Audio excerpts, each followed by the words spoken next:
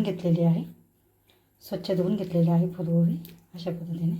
आता आपण पॅनमध्ये 2 चमचे तेल टाकून घेतलेलं आहे. अर्धा चमचा जिरे आणि मोहरी टाकून घ्यायची.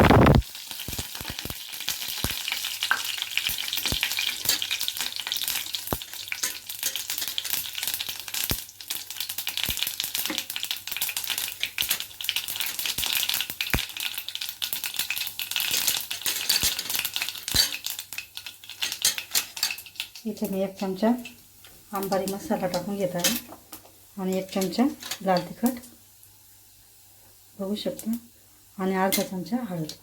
या पद्धतीने मी हे आहे बघू शकता.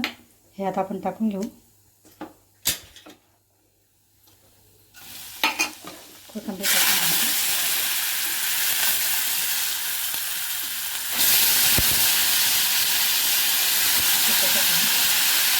अशी थोडीशी भाजी डब्यासाठी एकदम छान होते आणि पटकन होते 10 मिनिटांमध्ये. आपण याच्यात पाणी नाही टाकणार आहे, फक्त दोनच टाकलेलं पाणी टाकायचं आहे. त्या पाण्यातच आपली भाजी होणार आहे. फक्त वाफळ करायची आपली भाजी. ही भाजी पटकन आपण डब्यासाठी मुलांना झटपट होणारी अशी ही भाजी तुम्ही पण नक्की करून बघा. 10 मिनटं वाफू द्यायची आहे आपल्याला. 10-15 मिनटं. इथे बघू शकता अर्धा चमचा मीठ टाकून घेणार आहे.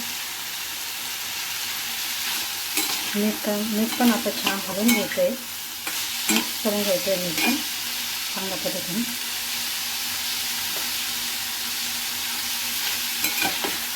आता याच्यावर आपण 10 मिनटं झाकण ठेवून अशी थोडी देणार आहे.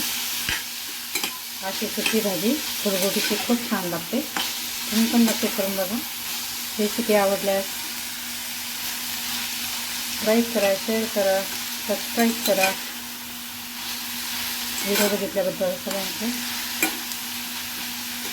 आता इथं मी 10 मिनटं झाकण ठेवून देणार आहे. हे बघू शकता आपण झाकण ठेवून देणार आहोत कमी गॅस करून.